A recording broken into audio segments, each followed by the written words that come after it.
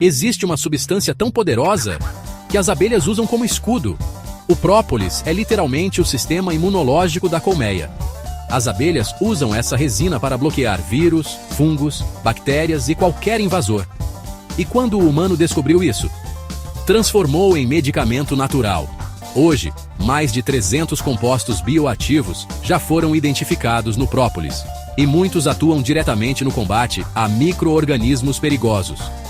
A natureza é muito mais inteligente do que parece.